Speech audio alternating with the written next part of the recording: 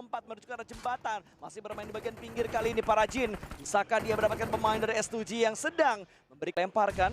Akankah bisa connect karena Sylas sudah tercicil HP barnya. Smoke di pop up kembali. Bison ada di tangan seorang Sylas dan tumbang untuk yang ketiga kalinya. Akhirnya dilumatkan kembali, tapi apakah para Jin masih punya waktu untuk melakukan healing? Tidak ada boosting, ada 8 kit, tapi apakah waktunya akan sempat? Oh, ternyata masih sempat berpasta karena nambah justru saat ini Yap. HP yang dimiliki oleh para Jin. Wow, bahkan langsung ada teriakan dari supporter S2G karena dipermalukan di hadapan supporternya sendiri. Ya, tiba-tiba ada sebuah taunting tadi yang dilakukan untuk memulangkan main S2G dengan menggunakan sebuah pisau. Dicucuk tadi dia. Dan kita melihat dari PJEV, satu anggotanya tumbang tadi. Apakah akan dipulangkan? Yap, dipulangkan ternyata menuju ke lobby. Proses penjegalan terjadi, MRPX belum terpanggu, mereka kembali. Di mana Loops ada di arah high ground sedikit melakukan sebuah pengintipan dan hampir saja tadi bisa mendapatkan satu. Tapi di bagian lain, no Suki hampir. Suki hampir bisa mendapatkan satu pemain dari BJV, namun Lynx memberikan backup. Let's go Lynx, tembak menuju ke arah Tiki kali ini. Melakukan reload yang terlebih dahulu, menahan sedikit blue zone-nya. Tapping fire lagi dilakukan, harusnya bisa mendapatkan seorang Suki. Oh, sayang sekali. Pelurunya sudah habis kembali dan Lynx juga harus bergerak. Karena blue zone keempat ini lumayan nyelekit. Tidak hanya pelurunya yang habis, Lynx juga kehabisan waktu untuk dia regroup menuju ke arah Misery. Revive atau maksud saya healing harus dipikirkan terlebih dahulu oleh Lynx untuknya dia sadar betul. Ya sudah melakukan sebuah konsumsi first aid dan boosting ada juga di sana sehingga masih bisa sedikit menahan. Tapi kalau berlama-lama ini knockdown juga akhirnya karena ada sebuah tembakan kayaknya tadi. Ya, sudah di Atau Blue Zone Blue Zone juga ya? sudah Ya. menyakitkan karena memang sudah masuk untuk DPS dari Blue Zone yang kelima. Jadi akan sangat sulit untuk ditahan. Karena tadi dia nggak fokus buat nge-boosting. Ya. Karena dia tadi fokus untuk memberikan timing fire-nya untuk bisa mendapatkan pemain. Tapi ternyata malah nggak bisa dan Lynx dipulangkan sudah. Menuju ke arah lobby ternyata tertembak oleh tim TEC yang mencuri poin dari PJEV. Tapi Loops kali ini mereka akan menghadapi NSR yang tiba-tiba langsung menggertak naik ke bagian atas bagi yang sudah mulai dikirimkan juga.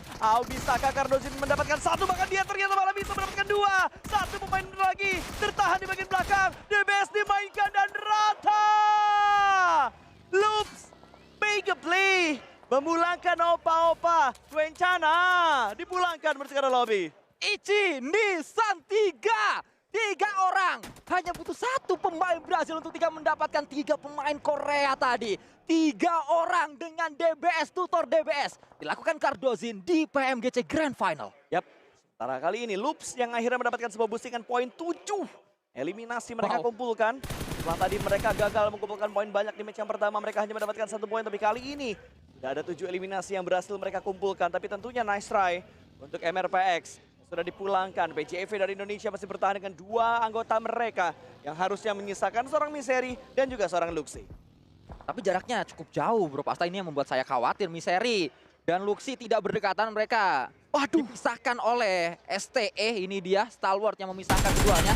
Tapi kita akan lihat terlebih dahulu replay demi replay yang ada di kesempatan tadi. IHC yang memang begitu menyakitkan menuju ke 2 tim yang berbeda dengan cara yang sama. Tapi kita melihat ini juga Cardozin, tutor DBS dilakukan oleh dirinya. Tapi di backup juga tadi kalau nggak salah sama pemainnya Loops yang memberikan backup dari jarak yang lumayan jauh. Ayala tadi kalau gua nggak salah yang menembak pemain terakhir dari arah NSR dan Luxi.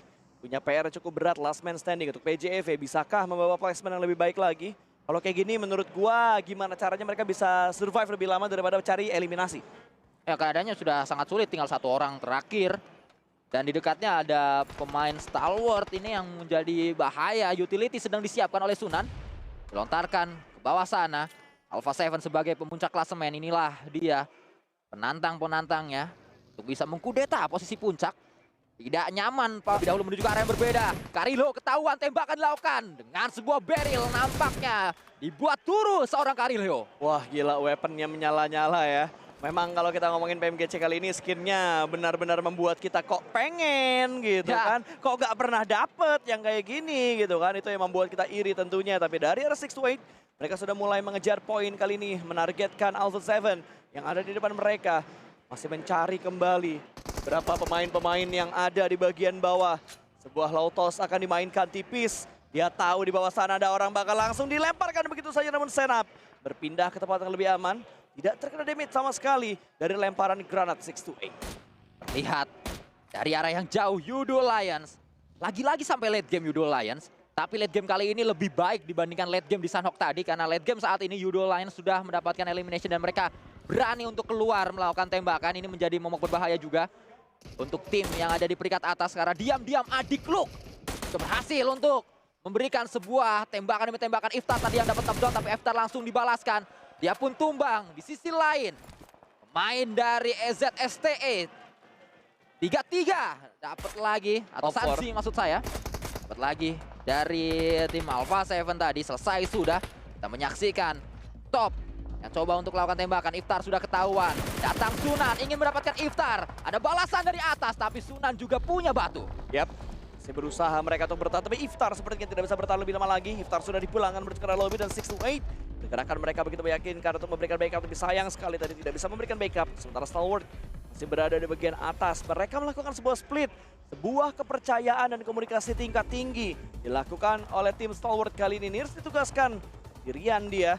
Ya satu split yang mereka lakukan kali ini. Stalwart menunjukkan gameplay yang lebih berani daripada yang mereka lakukan di babak league kemarin. Ya kita tahu ini adalah tim yang begitu ganas. Ini adalah tim yang sangat kuat. Bahkan kembali terjadi di sana Luxi. Perlahan namun pasti tetap berada di top 4.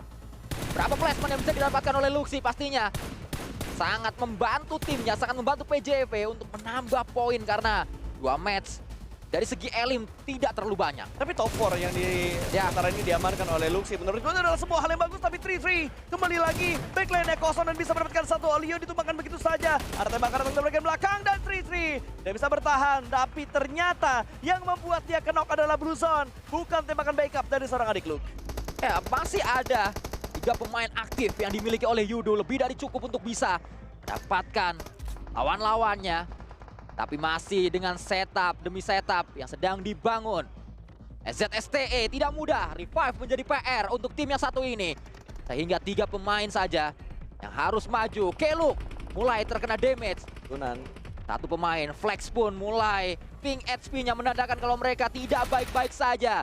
Hanya ada sebuah smoke yang menjadi andalan untuk menutup vision dari berbagai lawan, dan smoke sifatnya sementara. Tembakan dilakukan kembali, 1 knockdown didapatkan. Yang kedua harusnya dapat, tapi untungnya ada balasan dari seorang Flex tadi. Ada Sing yang juga tadi memberikan tembakan, dan 6-8 kali ini mereka mendekat menuju ke arah Yudo, dikontrol dengan sebuah angle yang di-lock dan dipulangkan. Yudo menuju ke arah lobby top 3 untuk PJEV di match kali ini. Tapi tidak ada poin eliminasi yang banyak dia bawa. Karena memang hanya menyisakan seorang Luxi. Ada Stalwart yang memberikan sebuah pengecekan, namun dibalas begitu saja. Sunan hampir bisa mendapatkan 1 dominating. Berhasil diamankan oleh tim 6-8. Sementara ini 6-8 dan juga tim Stalwart, mereka sudah saling mengetahui posisi mereka masing-masing. Stalwart nampaknya mendapatkan dukungan dari warga Mongolia yang jauh-jauh datang ke Turki karena mulai ada sayup-sayup SDI yang saat mana ini. Tapi Bener juga ya, dua-duanya SDI ya. Ntar dulu gue liat benderanya. Mongolia kok itu benderanya. juga akankah Luxi bisa bertahan lebih lama lagi, dan dia membuka tembakan, namun sayang sekali masih belum bisa mendapatkan buah tambahan eliminasi. Nice try untuk PJEV. 2 tim tersisa, STE versus STE. Kita akan melihat STE. Yang ori yang mana nih? Atau STE pusat. Yap. Kita akan lihat STE cabang atau STE pusat yang bisa mendapatkan sebuah elimination pertama, tapi nampaknya Stalwart tumbang top. Pemain paling berbahaya yang dimiliki oleh Stalwart sudah ditumbangkan. 6-8 mendapatkan start yang cukup baik, walaupun di sisi lain 6-8 pun hampir tumbang lagi. Kalau sampai ada yang knockdown 2, dia akan sangat sulit, dan dia ini harusnya BBCD untuk Stalwart. Terlalu cepat saya mengatakan karena balasannya juga ada. Sunan kembali untuk mendapatkan 1 pemain dari Stalwart. Stalwart menyisakan 1 pemain aktif yang mencoba memutar-mutar di sana. Oh, 2 pemain aktif yang coba untuk muter. Balik ketahuan posisinya. Ini menjadi makanan dari Sunan, Bro Pasta. Betul, Sunan dari tadi menembak dan menembak tentunya. Last man standing ini bisakah membawa WCD untuk tim 6-8. Smoke cukup tebal dibuat di depan sana. Menuju ke bagian belakang sebuah pohon, berusaha untuk menyelamatkan rekannya, namun IC bergerak juga, mendekat, mengontrol setiap vision dan juga setiap gerak-gerik dari arah 6-8. Sementara ini harusnya revive-nya akan berhasil. Tapi ada granat tadi sudah mulai dimasak, dan IC semakin mendekat, dia bakal mengamankan sebuah batu. Ada pergerakan dan split yang sedang dimaksimalkan. 2 lawan 4 tentunya bukan sebuah hal yang mudah, tapi 1 pemain sudah bleeding out dan granatnya connect. Action bisa kembali lagi mendapatkan 1 knockdown menuju ke 6-8. Granat terus-terusan dilemparkan, dan itu dia IC bisa di